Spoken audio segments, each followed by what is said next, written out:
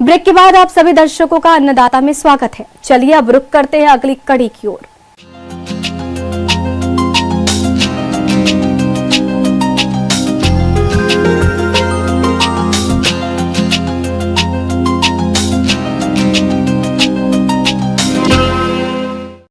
अपने राज्य में पपीता की बागवानी बहुत से किसान करके अच्छी आय कमा रहे हैं। इसकी सबसे खास बात होती है कि ये कम समय में फल देने लगता है, क्योंकि पपीता की बागवानी से कम समय में अच्छी आय मिल जाती है। इसी लाभ को देखते हुए जो किसान पपीता की खेती करना चाहते हैं, तो ऐसे में अच्छा लाभ लेने के लिए उन्नत किस्मों का चयन कर इसकी खेती करें। तो आप किस प्रकार से करें पपीता की बागवानी, आइए पपीते की खेती के बारे में जानते हैं बागवानी विशेषज्ञ फिजा अहमद से।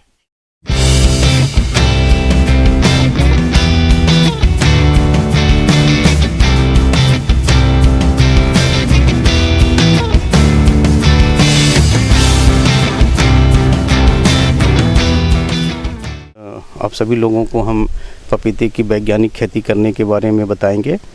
और आजकल पपीते की कीमत भी बहुत अच्छा खासा मिल रहा है, क्योंकि लोग पपीता के खाने के बारे में बहुत अच्छी तरह जानकारी होगी, उनके पोषक तत्व के बारे में। पपीता पोषक तत्वों से भरपूर, अत्यंत स्वास्थ्यवर्धक, जल्दी तैयार होने वाला फल है। पपीते का पके तथा कच्चे रूप में प्रयोग किया जाता है।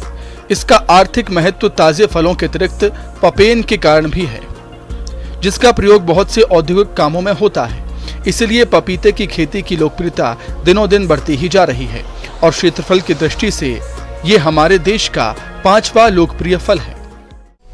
तो सबसे पहली है कि आपका ज़मीन का चुनाव करना चाहिए। ज़मीन का चुनाव ऐसी जगह करना चाहिए जहाँ की बरसात का पानी टिकता ना हो। अगर पपीते में 12 घंटा भी पानी अगर टिक जाएगा तो सारा पपीता का पौधा मर जाएगा। तो आप ऐसे जगह का चुनाव कीजिए जहाँ पानी न जमता हो। पौधे के चयन के लिए सबसे बढ़िया है कि आपकी कौन सी पपीता की वैरायटी लगाई जानी चाहिए।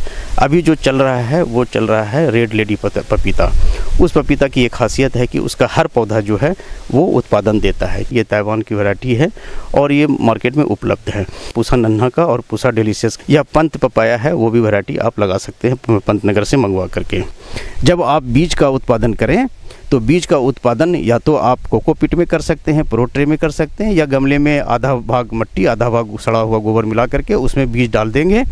और बीज डालने के बाद ऊपर से वो इंसेक्ट प्रूफ नेट लगाएंगे ताकि इंसेक्ट नए पौधों को इन्फेक्ट न कर सके। जब आप नर्सरी से पौधा ले जाएं तो एक बार उसमें कोई भी इंसेक्टिसाइड मिलता है, चाहे वो कंटैक्ट हो या सिस्टमेटिक हो, पौधों पे छिड़क दें, तब फील्ड में ले जाएं ताकि वो रिपेलेंट का काम करेगा। जब इंसेक्ट आएगा तो पौधा पे बैठेगा ही नहीं, क्योंकि ऑलरेडी उसमें जहर है, तो पौधा नहीं बैठेगा, तो वायरस भी ट्रांसफर नहीं होगा। पौध लगाने से पहले खेत की अच्छी तरह तैयारी करके खेत को समतल कर देना चाहिए ताकि पानी भर न सके। जब पौधे 20 से 25 सेंटीमीटर के हो जाते हैं तो पहले से तैयार किए गए पौधों को 2 से 3 की संख्या में प्रत्येक गड्ढे में 10 सेंटीमीटर के फासले पर लगा देते हैं। पौधे लगाने के बाद सिंचाई कर लेना चाहिए। अगर आपने पपीता लगाया है, ऊपर से बारिश हो जाती है, तो आप नालान बना करके पानी को तुरंत निकाल दें। पानी का जमना पपीते के लिए जहर के बराबर होता है। पपीता लगाने के लिए 1.5 मीटर से 2 मीटर के बीच की दूरी पौधे से पौधे और उसके रो से रो की दूरी होनी चाहिए। इस तरह से आप पपीता लगाइए। गड्ढे में आप जब गड्ढे खोद लें तो उसमें वर्मी कंपोस्ट आजकल उपलब्ध है सभी जगह। वर्मी कंपोस्ट करीब 2 से 3 किलो आप उसमें डाल दें और नीचे वाली मिट्टी को फेंक करके ऊपर वाली मिट्टी उस गड्ढे में डाल करके पपीता लगाएं। लगाते समय उसमें करीब 100 ग्राम DAP शुरुआत के दिनों में लगा दें। DAP का काम है जड़ों का विकास करना, इसलिए सबसे पहले DAP 100 ग्राम लगाते समय डाल दें ताकि पौधों का जड़ों का विकास अच्छी तरह से हो। पपीता जल्द फल देना शुरू कर देता है, इसलिए इसे अधिक उपजाऊ भूमि की जरूरत है। अच्छी फसल के लिए 200 ग्राम यूरिया, 250 ग्राम फास्फोरस और 500 ग्राम पोटाश प्रति पौधा की आवश्यकता होती है। इसके अतिरिक्त प्रति वर्ष प्रत्येक पौधे को 15 से 25 किलोग्राम गोबर की सड़ी खाद, 1 किलोग्राम हड्डी का चूरा और 1 किलोग्राम नीम की खली की जरूरत पड़ती है। उसके बाद हर महीना करीब 70 से 75 ग्राम यूरिया और करीब पोटाश जो है 100 ग्राम आप हर महीना उस पपीता में डालें। पोटाश का सबसे इम्पोर्टेंट है पपीता के लिए, क्योंकि पपीता ही एक ऐसा फल है जिसको पोटाश की बहुत रिक्वायरमेंट है।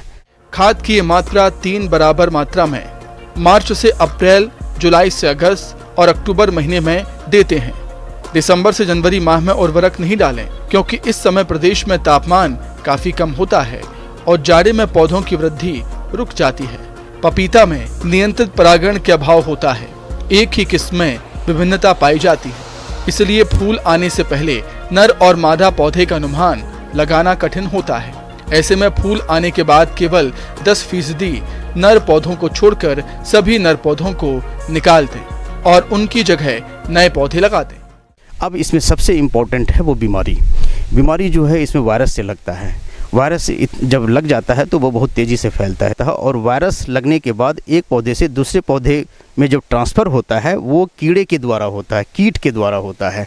तो हम लोगों को वायरस का कंट्रोल नहीं करना है, हम लोगों को कीड़े का कंट्रोल करना है।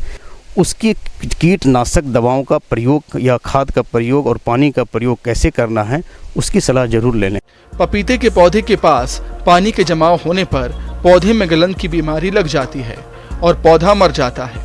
इसलिए पपीते के खेत में जल निकासी की अच्छी व्यवस्था होनी चाहिए और पौधे की जड़ के पास 15 से 20 सेंटीमीटर ऊंची मिट्टी चढ़ा दें, ताकि सिंचाई या वर्षा का पानी तने के संपर्क में ना आए।